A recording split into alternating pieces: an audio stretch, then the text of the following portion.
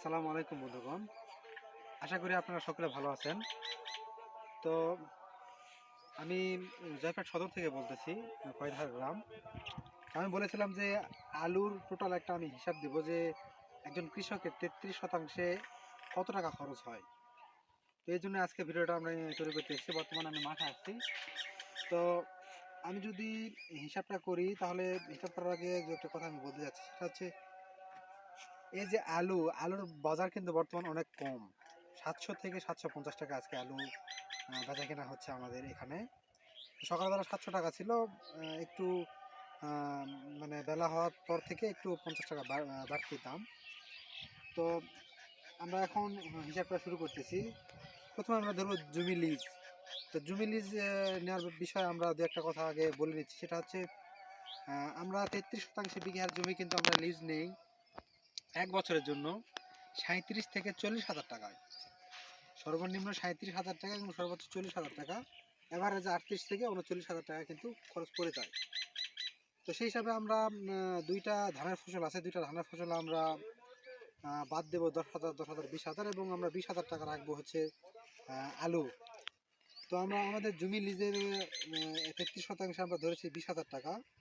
বীজ বীজ আমাদের লেগেছে 4 বস্তা করে বীজ লেগেছে। তো 4 বস্তা বীজের দাম হচ্ছে আপনার 16,000 টাকা।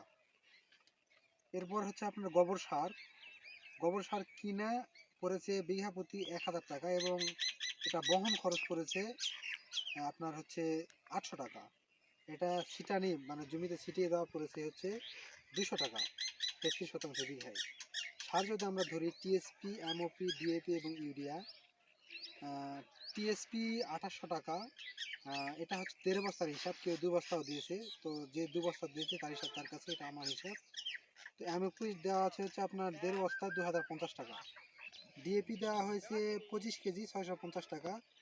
ইউরিয়া দেওয়া হয়েছে 1.5 বস্তা, এটা নিড়ানি এবং বাধা দেওয়ার সময় দেওয়া হয়েছে 40 কেজি, এবং লাগানোর সময় দেওয়া হয়েছে 25 কেজি। তো 1750 টাকা। জমিতে দেখতেছেন যে আইলের সাইড কিন্তু কেটে দিতে হয়, এবং আইল কাটা আপনার ধরা হচ্ছে 350 টাকা। এবং 4 বস্তা মোটা 4 বস্তার উপরে সার, তো সার ছিটা ধরা হয়েছে 600 টাকা, 150 টাকা বস্তা সার ছিটা 50 কেজি। জমি চাষ 1200 টাকা বিঘা, এবং আলু লাগানো 3,000। তো সেচ দেওয়া হচ্ছে হলো 1100 টাকা বিঘা, এবং আলু নিড়ানি এবং বাধাই করা 3,000 টাকা বিঘা। এর মধ্যে ওষুধ খরচ আছে হচ্ছে আপনার 2500 থেকে 3,000, আমি সর্বনিম্ন ধরেছি 2500 টাকা। এবং আলু উত্তোলন সময় আমরা মহিলা দিয়ে আলু উত্তোলন করি। তো গত বছর 2200 টাকা বিঘা প্রতি আমরা আলু উত্তোলনের খরচ হয়েছিল। তো 2500 টাকা আমরা ধরতেছি। এবং আলু এটা মানে জমি থেকে দেখতেছেন মাঠ থেকে, মাঠের মধ্যে থেকে বা মাঠের এক পার্শ্ব থেকে আমরা যদি আলু আড়তে নিয়ে যাই, সেক্ষেত্রে বিঘা প্রতি খরচ কিন্তু হয় 4,000 টাকা। তো আমরা টোটালে মানে যেটা না ধরলেই নয়, টোটালে আমাদের খরচ আসে 63,500 টাকা। 33% জমিতে আমাদের খরচ 63,500 টাকা। তো এই 63,500 টাকা, এর মধ্যে আমরা আলু সেচ দিয়েছি 4 বার। একটা মানুষ আলু সেচ 4 থেকে 5 বার বা 6 বার একটা জমিতে সেচ দিতে হয়। তো এটা আমরা পাট খরচ আমরা ধরে নিই বা মানুষ খরচ আমরা ধরে নিই, আমরা নিজেরা এটা করেছি। এবং একটা জমিতে আমরা প্রত্যেকদিন কিন্তু 2 বার করে আমাদেরকে আসতে হয়, সকালবেলা এবং বিকালবেলাও। সর্বনিম্ন হলে একবার কিন্তু আসতেই হবে, কারণ লেট ব্লাইট বা পচানি রোগ কিন্তু একবার আক্রমণ করলে 1 দিন বা 2 দিনে কিন্তু ফসল নষ্ট করে দিতে পারে।